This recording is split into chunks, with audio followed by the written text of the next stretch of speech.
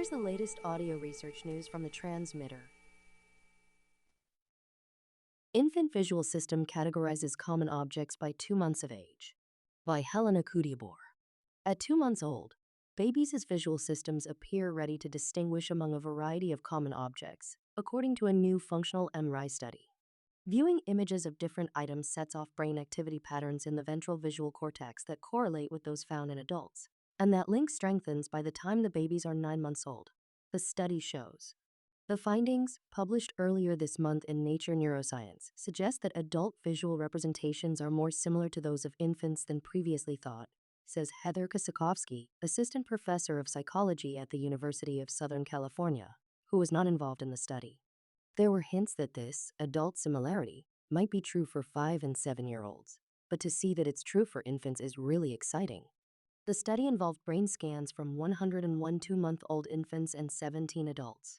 The scans were collected as the participants viewed 3 different images of everyday objects from 12 different visual categories that babies typically would have previously encountered, such as a cat, bird, food item, and shopping cart. The researchers had 44 infants repeat the task at 9 months of age. Having been in and around labs that collect infant neuroimaging data, I know how hard and painstaking the process is, says Apurva Ratan-Murthy, assistant professor of cognition and brain science at the Georgia Institute of Technology, who was not involved in the study. To be able to do so at the scale reported in the paper is quite incredible.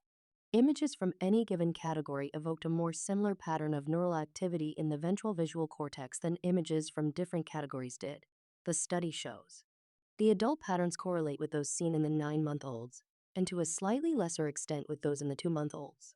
What's more, the infant's activity patterns resembled those of 2 deep neural networks trained to classify objects in internet images.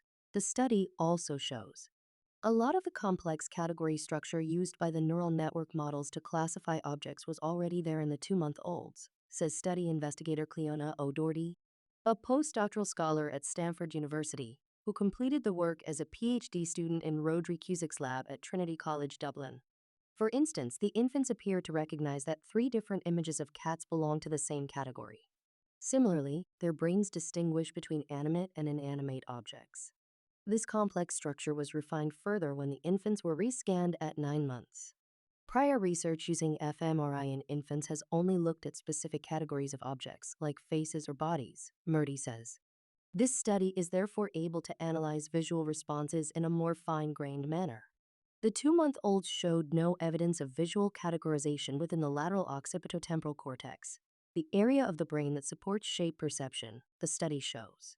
The activity pattern within this region was mainly where we saw the biggest difference with adults, O'Doherty says. Development of the lateral occipitotemporal cortex could require refined motor skills that improve as babies learn to reach for and grab objects around them, says Cusick, professor of cognitive neuroscience at Trinity College Dublin. Perhaps the lateral regions are just slower to develop because they need this motor connection, he says. Another possibility is that we are not getting any signal in that LO, lateral occipitotemporal cortex, because there is no reliable signal across the infants, O'Doherty says. What we didn't dive into is whether within individual infants, that structure is there. The findings should prompt researchers to reconsider how infants learn to process the world, Murthy says. Cognitive development is often regarded as a bottom-up process, in which the early visual regions that encode simpler features develop first, and higher-level regions that encode more complex features emerge later. Instead, brain maturation is non-hierarchical, he says, with the more complex visual ventral cortex developing before the lateral occipitotemporal cortex.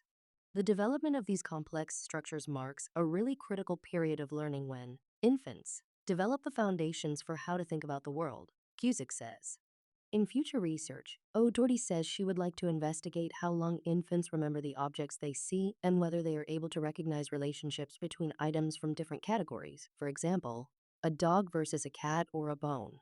We show that they can distinguish a cat, but do they know what that is, what it means? O'Doherty says. This audio was created using artificial intelligence. Stay up to date with the latest neuroscience news and perspectives at thetransmitter.org. Follow audio research news on Spotify, YouTube, or wherever you get your podcasts.